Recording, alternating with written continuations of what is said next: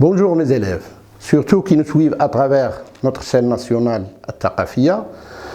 Donc, comme vous savez, que ceux qui nous suivent dès le début, on a déjà traité le paragraphe du dénombrement, au cours duquel on a détaillé les méthodes qui nous permettent de calculer les cardinaux. Donc on a même défini ce qu'on appelle une probabilité, et on a même défini les propriétés, on a déjà traité les propriétés d'une probabilité, les propriétés fondamentales, mais on s'est arrêté là-dedans jusqu'au paragraphe d'équiprobabilité. Je reviens, pour ceux qui nous rejoignent pour la première fois, je vais expliquer ce que ça veut dire une équiprobabilité. Une équiprobabilité est une condition favorable qui nous permettra d'utiliser une autre formule pour calculer les probabilités. Ça veut dire l'équiprobabilité. L'équiprobabilité, c'est une condition qui nous donne que l'énoncé du exercice nous met en évidence qu'il y a une équiprobabilité. Quand est-ce qu'on dit qu'il y a une équiprobabilité? On dit qu'il y a une équiprobabilité lorsque tous les événements élémentaires qui se forment par une seule éventualité, elles ont même probabilité. Ces événements-là ont même probabilité ou bien possèdent la même probabilité. Ça veut dire que lorsque oméga est formé par deux éléments, par exemple, x1 et x2, la probabilité d'avoir x1 égale à 1,5. La probabilité d'avoir x2 également égale à 1,5. Donc si par exemple oméga est formé par trois éléments, chaque événement élémentaire possède la même probabilité égale à 1 tiers, et ainsi de suite. C'est ça ce qu'on appelle une équiprobabilité.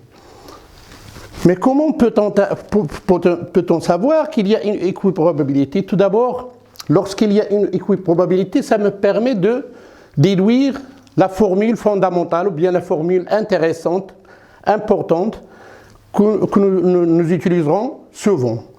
La probabilité d'un événement A, qui est formé par R éléments, ou bien R éventualité. Donc si j'ajoute 1 sur n plus 1 sur n plus 1 sur n R fois, donc j'obtiens R sur n, c'est exactement le cardinal de A sur le cardinal de oméga. C'est la formule qu'on utilisera souvent pour calculer l'événement, pour calculer la probabilité d'un événement. Donc, il reste à savoir comment peut-on savoir qu'il y a une équiprobabilité. Donc, la réponse c'est simple. Donc, dans l'énoncé de l'exercice, vous trouverez des mots spécifiques qui vous signalent qu'il s'agit d'une équiprobabilité. Quels sont ces mots-là? Lorsqu'il s'agit d'un tirage de boules, ou bien des pions, ou bien des jetons, donc on vous signale, ou bien on suppose qu'ils sont tous indiscernables au toucher. Vous entendez le mot indiscernable au toucher. Ça veut dire? Ça veut dire lorsque vous touchez la boule ou bien l'objet, vous sentez qu'ils sont tous les objets sont tous semblables au toucher. Donc c'est ça le mot indiscernable au toucher. Lorsqu'il s'agit d'un lancer du dé, le dé c'est un objet cubique. Il a 6 formes, donc je vous montre comment l'objet il a 6 côtés. Premier côté, deuxième côté, troisième côté, et quatrième, cinquième et le sixième. On lance le dé en haut et on expose et je relève le numéro que porte le côté exposé. Le dé, toujours on le numérote, souvent on le numérote de 1 jusqu'à 6, et je relève le numéro que porte le côté exposé. Donc le dé, pour avoir une équiprobabilité là-dedans, on doit avoir un dé homogène, c'est-à-dire il est constitué par la même matière, ou bien non truqué. Un dé qui n'est pas homogène, donc il est truqué. Donc lorsqu'il s'agit d'une pièce de monnaie, voilà, une pièce de monnaie aussi, lorsqu'il s'agit d'une pièce de monnaie, on lance la pièce de monnaie et on attend ça tomber et on relève ce qui expose le côté exposé. Qu'est-ce qui est la nature du côté exposé, ou bien que porte le côté exposé. Donc souvent la pièce de monnaie il a deux côtés. Le premier côté porte le profil bien sûr du roi, le symbole du Maroc, que Dieu le garde, et l'autre côté porte un chiffre, c'est l'équivalent ou bien c'est la valeur exacte du pièce de monnaie. Donc l'expérience consiste à jeter la pièce de monnaie et regarder, donc relever le côté opposé. Si on obtient le profil, donc on note F, c'est-à-dire face. Lorsque on obtient un chiffre, donc on le note un P, c'est-à-dire un pile. Donc la pièce de monnaie aussi, pour comment peut-on savoir que la pièce de monnaie ça me donne une équiprobabilité, la pièce de monnaie sera équilibrée. Donc je reviens, s'il ne s'agit pas d'une équiprobabilité, je reviens là-dedans à la fin du leçon. Je vais vous exposer quelques exercices là où je peux utiliser la non-équiprobabilité. Donc s'il n'y aura pas une équiprobabilité, donc la réponse c'est simple. Donc on vous donnera, dans l'énoncé de l'exercice toujours, on vous donnera la probabilité de chaque éventualité. On vous fixera la probabilité, quelle est la probabilité de x1 d'avoir x1, quelle est la probabilité d'avoir x2, quelle est la probabilité d'avoir x3 et quelle est la probabilité d'avoir xn en tout. Et qu'est-ce qu'on applique pour calculer les probabilités? On n'a pas le droit d'utiliser la formule que je viens de dire. Donc, quelle est la formule qu'on doit appliquer? Voilà la formule qu'on doit appliquer. C'est ça, propriété fondamentale du propriété. Donc, si A est formé par R éventualité, donc la probabilité de A, c'est quoi exactement? C'est la somme de toutes les probabilités, de la somme des probabilités des événements élémentaires qui forment cet événement. Donc P de A, vous voyez bien que P de A égale à P de 1 égale à P de R. Et dans l'énoncé de l'exercice, on vous donnera à quoi est égal P1, à quoi est égal P2, à quoi est égal P3. Et ainsi de suite. Quand est-ce que ceci? Lorsqu'il ne s'agit pas d'une équiprobabilité. Maintenant, on s'intéresse spécifiquement, on s'intéresse uniquement à le cas où il y a une équiprobabilité. Je commence par traiter un exercice d'application. Une expérience aléatoire qui consiste à lancer une pièce de monnaie en l'air, comme je vous ai dit, donc en l'air 3 fois successives, 1 fois, 2 fois, 3 fois. Donc la question posée, la première question posée, c'est déterminer oméga et son cardinal. Déterminer la probabilité de l'événement, obtenir au moins deux faces. Donc je vais bien vous expliquer l'événement. Donc tout d'abord, il faut toujours commencer à symboliser la situation tout d'abord. Il faut choisir la manière de traiter la question ou bien l'exercice. Donc la meilleure façon de traiter ce type d'exercice, donc là où il y a un lancer d'une pièce de monnaie, donc j'utilise un arbre d'éventualité. Là où je trouve, voilà les premiers résultats, c'est-à-dire le premier lancer, j'obtiens soit P, soit F. F, ça veut dire le profil, ça veut dire la figure ou bien la photo. Le P, ça veut dire le chiffre du pièce de monnaie. On ne pourra pas obtenir les deux en même temps, soit F, soit P. Voilà. Donc j'ai obtenu le P, ou bien j'obtiendrai la face.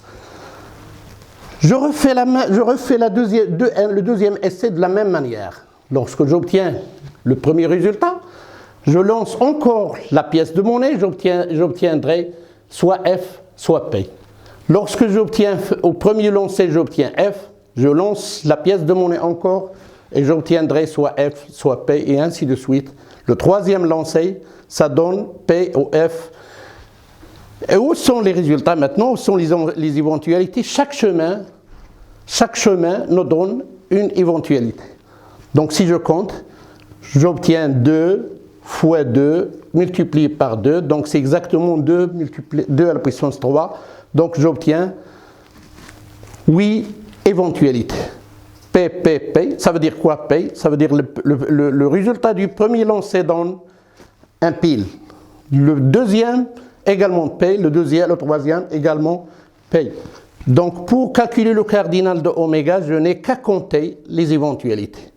1, 2, 3, 4, 5, 6, 7, 8. Donc cardinal de oméga égale 8.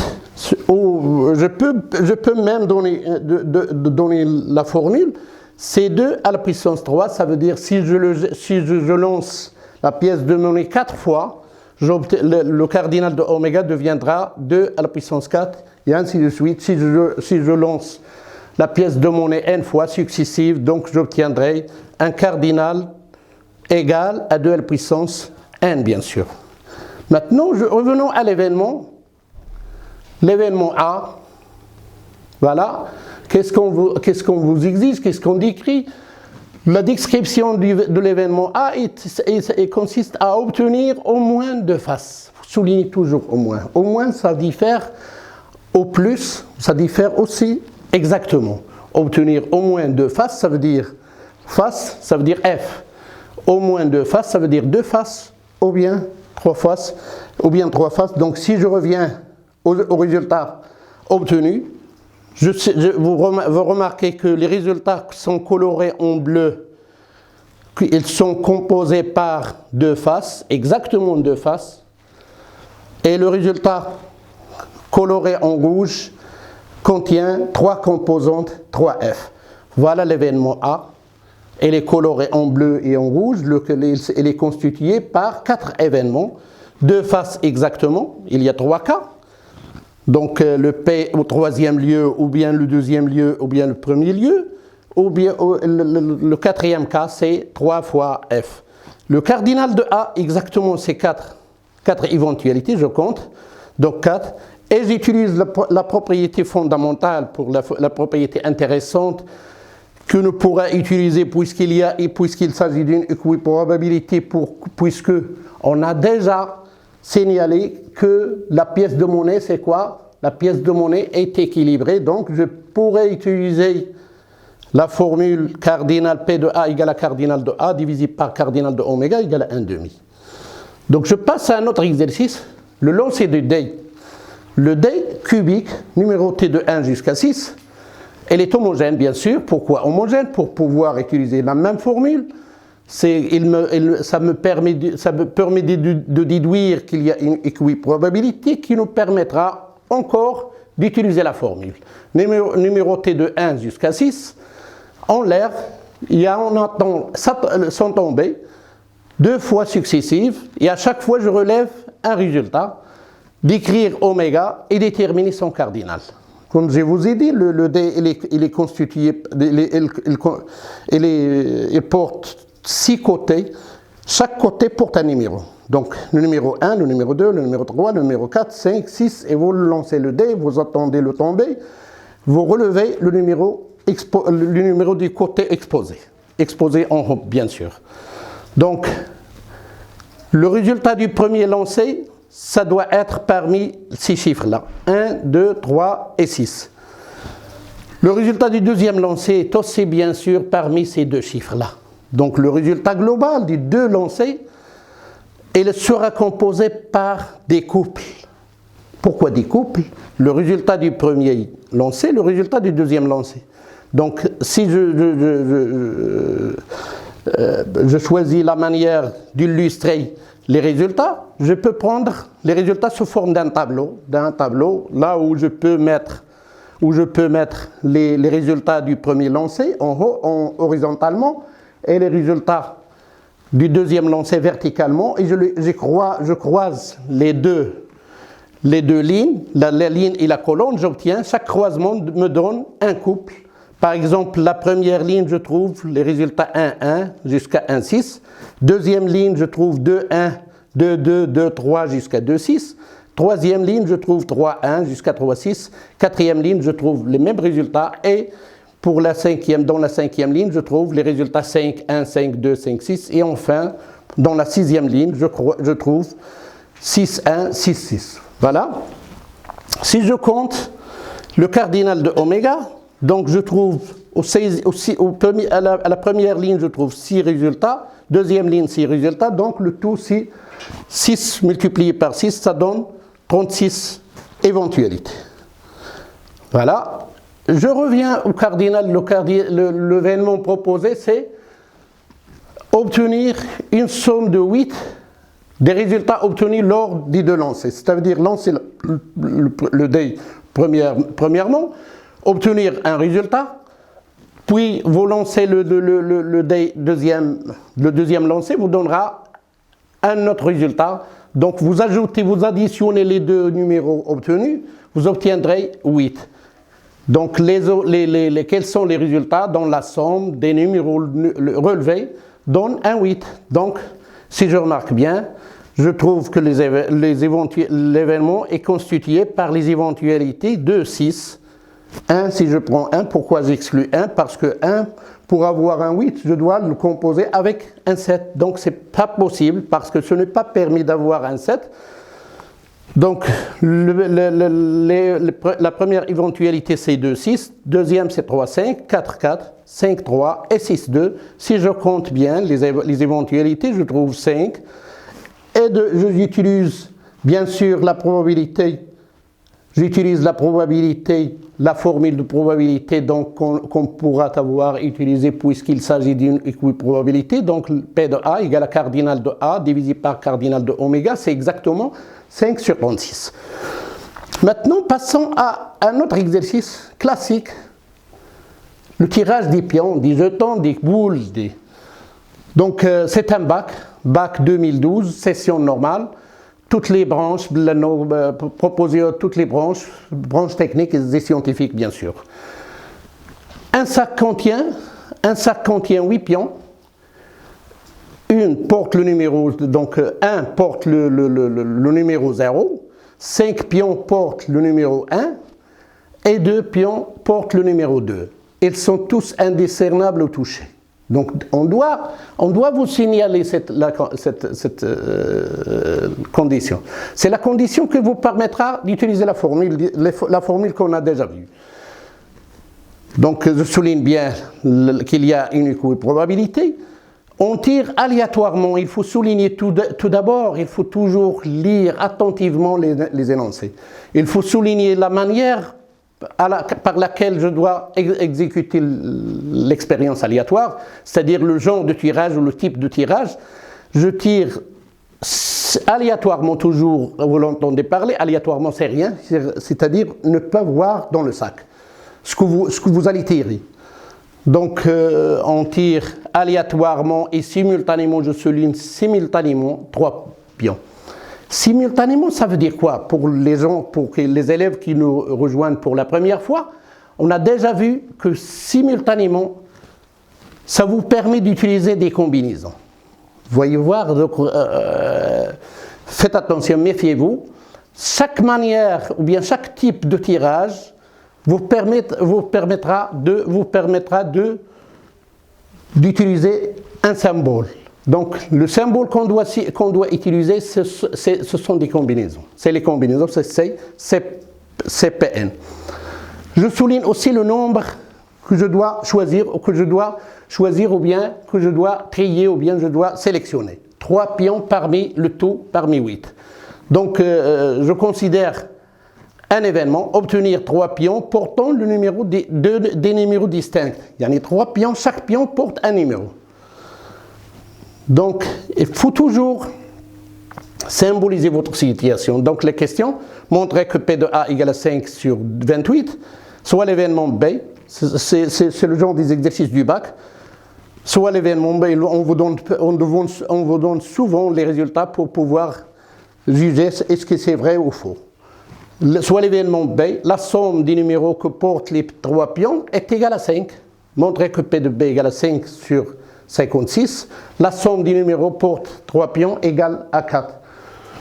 Donc, montrez que P de C égale à 3 huitièmes. Donc, je commence à symboliser ma situation. Donc, vous vous rappelez bien qu'il y a un seul pion qui porte 0, 5 pions qui portent 1, 2 pions qui portent le numéro 2. Le tirage est simultané. Donc, j'utilise, comme j'ai dit, j'utilise le symbole combinaison, donc cardinal de oméga, c'est exactement 3 parmi 8. Qu'est-ce que ça veut dire 3? 3, c'est le nombre tiré. 8, c'est le nombre disponible, le nombre de pions disponibles parmi lesquels vous devrez sélectionner votre choix. Donc 3 parmi 8, vous fixez bien les idées, c'est simple. Donc lorsqu'il s'agit d'un tirage simultané, appliquez la formule ou bien le symbole combinaison. Le 3, c'est quoi? Le 3, c'est le nombre des objets qu'on doit sélectionner. 8, c'est le nombre disponible, le nombre total disponible parmi lesquels je dois sélectionner mes objets. Donc la formule donne 8 factoriel, toujours pour les gens qui nous rejoignent pour la première fois, 3 factoriel fois 5, un simple calcul par les calculatrices. Donc la calculatrice, vous trouvez ici la touche NCR, c'est exactement les combinaisons. Donc vous touchez, vous tapez le 8, vous tapez également Shift, puis le symbole de NCR, et vous tapez le 3, et vous mettez égal, vous obtiendrez 56. Donc si vous ne voulez pas utiliser la calculatrice, c'est simple. Donc 8 factoriel, vous commencez à effectuer ou à développer le produit jusqu'à vous obtiendrez le 5 factoriel qui se trouve au dénominateur, et vous simplifiez, après vous simplifiez le 5 factoriel avec le 5 factoriel, il vous restera 8 fois 7 fois 6 divisé par 3 fois 2, vous simplifiez, vous obtiendrez 56. L'événement A, je commence l'événement A, est constitué par les éventualités, 3 composantes, ça veut dire le pion qui porte 0, le pion qui porte 1, le pion qui porte 2. Donc j'utilise souvent les combinaisons, donc cardinal de A, combinaison de 1 parmi 1, combinaison de 1 parmi 5, de 1 parmi 2. Pourquoi 1 1, c'est le pion qui porte 0, c'est le pion qui porte le numéro 5, c'est le pion qui porte le numéro 2, c'est le nombre total des pions qui portent le numéro 5, le nombre total des pions qui portent le 2, le nombre total qui porte le 1. Donc les simples calculs me donnent 1 fois 5 fois 10, ça donne 10. Et par conséquent, P de A égale à cardinal de A, divisé par cardinal de oméga, égale à 10 fois 56, égale 5 sur 28. Voilà, donc si je reviens à l'événement B, on veut obtenir une somme des numéros que porte chaque pion égale à 5. Donc, comment peut-on avoir un 5 dans la somme en utilisant seulement les chiffres 0, 1, 2. Donc il y a une seule façon, 5 égale à 2 plus 1. Donc je dois sélectionner 2 pions qui portent le numéro 2 et un seul pion qui porte le numéro 1. Donc si j'utilise la formule cardinal de B, c'est 2 parmi 2, ça veut dire le sélectionnement des deux qui portent 1, et 1 parmi 5, donc les simples calculs, ça donne 1 fois 5 fois égale 5, et la probabilité c'est cardinal de B divisé par cardinal de oméga égale à 5 sur 36. Je vous laisse le soin de répondre à la question 3 et l'événement 6 tout seul, et on se retrouvera pour une autre séance, Inch'Allah, pour continuer l'exercice et pour traiter d'autres exercices. Au revoir et à bientôt.